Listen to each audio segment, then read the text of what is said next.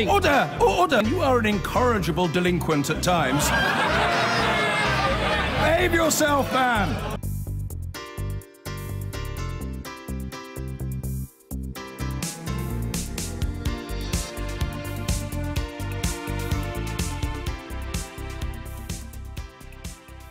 Now, early in the programme, we reported on the escalating political and military tensions in the Middle East. In Gaza, over 40 Palestinians have been killed and thousands injured by Israeli gunfire in the last few weeks, as protesters demanded the right to return to the lands many were forced to leave 70 years ago. The UN says that Gaza will be unlivable by 2020, or indeed sooner. And such are the declining levels of mental health that Palestinians are breaking the law by trying to take their own lives. Our Foreign Affairs correspondent Jonathan Rugman has this report. Gaza's beaches may be kissed by the sun, but there the terms of endearment end. Over 2 million people are packed into a territory teetering on the brink of economic collapse. Unemployment is above 40%, over 80% depend on foreign aid, and after 11 years of Israeli blockade, even the horizon offers no prospect of escape. This water is so polluted with human sewage that even swimming is unsafe. And so, within sight of Israeli snipers, a protest camp, a bleak place, rich only in its list of grievances. Its inhabitants, even a 7-year-old child, bearing the scars of violence, which has left thousands injured by Israeli fire in the last few weeks. And Hassan Zorab, aged 19, about to risk his life and cross the border fence. Do you have nothing else to live for? You have no future? No, nothing. They've taken away our future. Palestine has 2 million people, with many generations after me to take my place. You're smiling when you talk to me, but this could be a matter of life or death. What's the problem? There is no difference in dying. We're dead already. In a UN warehouse, they are unloading flour, cooking oil, sugar and dried milk, rations which keep Gaza afloat. But aid workers here are all too aware that feeding stomachs isn't the answer to an ever-rising desperation and its impact on mental health.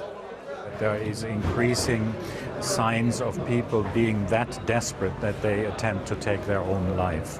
And my health colleagues tell me all the time, we cannot just focus on the physical rehabilitation. We must take on board that after more than 11 years of blockade, 3 wars, the traumatic incidents happening at what is called the fence here right now, there are deep psychological and psychosocial scars. It costs about $80 million a year to keep half of Gaza's population alive. But in January, the Trump administration announced that it was cutting $90 million from the UN's budget, both here and in the West Bank, leaving all the UN's major aid programs at risk, including $8 million a year spent here in Gaza on mental health. On the fringes of Gaza City lives Nahed Shweik with her unemployed husband and 6 children. They're so poor that they have sold their fridge, cupboard and beds, along with part of their UN aid, for cash. Mental illness can have many causes, but Nahed blames her years of poverty for her wanting to take her own life. A year ago was the first time I tried to use a knife. Then I tried poison. I don't want to go out. I don't want to see anyone. I feel as if I'm suffocating. Nahed's bags full of pills include Prozac. Suicide is not only illegal here, but forbidden in Islam, so she's breaking a taboo in talking about it. She also admits she's been hitting her daughter in fits of rage. Next week will be Ramadan, she says. I hope I can make the meal. I have nothing in the house.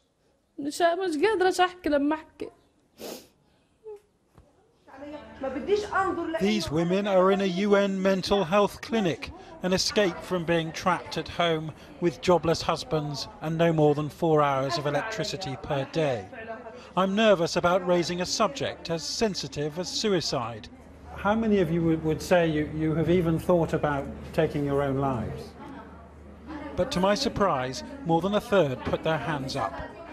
One woman says she's tried to kill herself twice, though Gaza's leading psychologist says there's no data on how bad the problem is.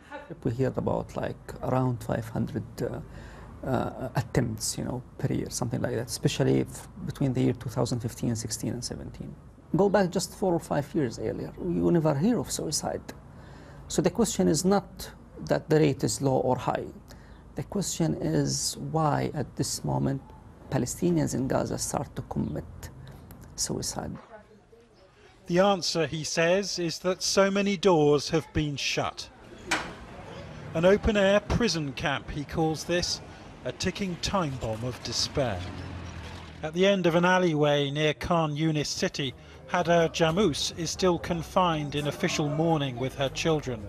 Her husband had been depressed and was then killed by Israeli gunfire during a border protest.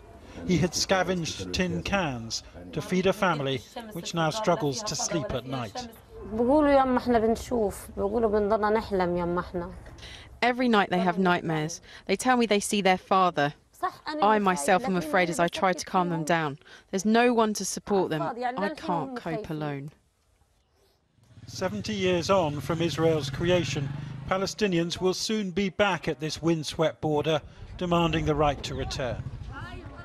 And if those protests change nothing for people here, imagine what that could do to their already fragile mental health.